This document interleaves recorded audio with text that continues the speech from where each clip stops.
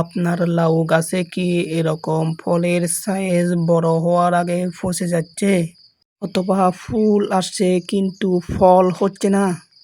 আজকে আমি এই ভিডিওতে এমন একটি কাটিং পদ্ধতি এবং সারের কথা বলবো, যা অনুসরণ করলে আপনার মাচায় লাউ ধরার জায়গায় থাকবে না। বিশ্বাস হচ্ছে না? তাহলে এই ভিডিওটা শেষ পর্যন্ত দেখুন। সবাইকে আমার নমস্কার। আশা করি সবাই ভালো আছেন। আমি চিচুমুনি চাকমা চিত্তি চিৎজুরানি ইউটিউব চ্যানেলে আপনাদের সবাইকে স্বাগত। চাই লাউ চাষ তো সবাই করে থাকেন, তো সবার গাছে কি এই কৃষকের মতো বাম্পার ফলন আছে? আর এই যে মাচার নিচে দেখুন, শুধু করা আর করা। যারা লাউ চাষ করে সব কৃষকের প্রায় একই অভিযোগ, ফুল ঝরে যায় বা ফল বড় হওয়ার আগে পচে যায়। আজকের ভিডিওতে আমি এমন 3টি টিপস দেব, যা অবলম্বন করলে আপনার মাচায় শুধুই লাউ আর লাউ ধরবে। এবার চলুন মূল ভিডিওটা শুরু করা যাক। আপনারা যদি জমিতে লাউ চাষ করেন, প্রথমেই মনে রাখবেন লাউ গাছে যেন পানি না জমে। আদা তৈরির সময় আপনারা অবশ্যই পর্যাপ্ত পরিমাণে গোবর সার এবং জৈব সার এর সাথে ভালো করে মিশিয়ে নিন। আর মাচাটা হতে হবে কিন্তু মজবুত। মাচায় লাউ চাষ করলে কিন্তু লাউয়ের আকার সুন্দর হয় এবং পোকার আক্রমণ অনেক কম হয়। লাউ গাছ যখনই মাচার উপরে উঠতে শুরু করে, তখনই আলতো করে লাউয়ের ডগাগুলোকে মাচার সাথে বেঁধে দিতে হবে। ফলন পেতে সবচেয়ে গুরুত্বপূর্ণ হলো 3G কাটিং। প্রধান শাখাটি যখন 10-12 ফিট লম্বা হবে, তখন তার মাথাটি কেটে দিতে হবে। এতে করে অনেক পার্শ্ব শাখা বের হয় এবং ফুলের সংখ্যা বৃদ্ধি পায়। আর একেই বলা হয় 3G কাটিং।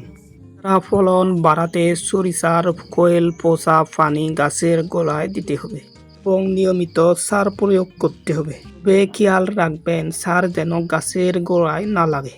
লাউয়ের খোরা পচে যাওয়ার প্রধান কারণ হলো মাছি পোকা বা ফ্রুট ফ্লাই। এর জন্য আপনারা সেক্স ফেরোমন ফাঁদ ব্যবহার করতে পারেন অথবা আঠালো ফাঁদ। আর যদি খেতে দেখেন পাতা সাদাতে হয়ে যাচ্ছে, তাহলে বুঝতে হবে ছত্রাকের আক্রমণ হয়েছে। রোয়া পদ্ধতিতে আপনারা ব্যবহার করতে পারেন ছাই অথবা অনুমোদিত ছত্রাকনাশক মিশিয়ে বিকাল টাইমে স্প্রে করুন। এই যে দেখুন, এই কৃষকের মাচায় কিন্তু শুধুই লাউ আর লাউ ঝুলছে। আপনারা চাইলে কিন্তু এই কৃষকের মতো যে টিপসগুলোর কথা বলেছি, সেগুলো অবলম্বন করে আশায় শুধু লাউ আর লাউ ধরাতে পারেন। তবে এক্ষেত্রে আপনারা মনে রাখবেন জাত নির্বাচন হলোই আসল।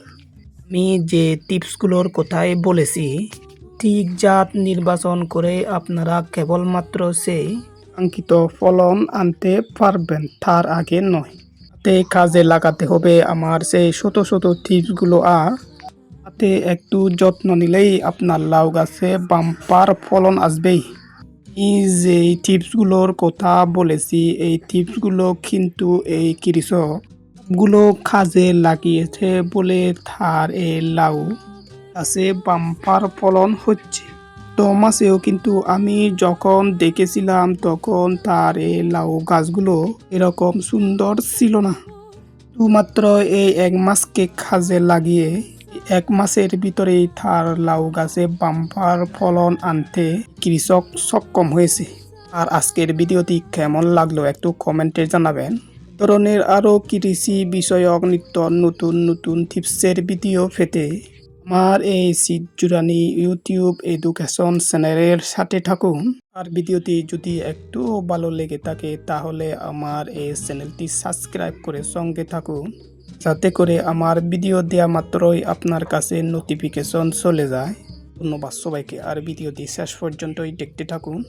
এর পুরো লাউ ক্ষেতটা ঘুরে কিন্তু আমি শুধুমাত্র একটি গাছে ওরা পোষা দেখেছিলাম এবং তাকে ওরা পোষা ওষুধ দেওয়ার জন্য পরামর্শ দিয়েছি। হয়তো এই কৃষকের এই সমস্যাটিও দূর হয়ে যাবে।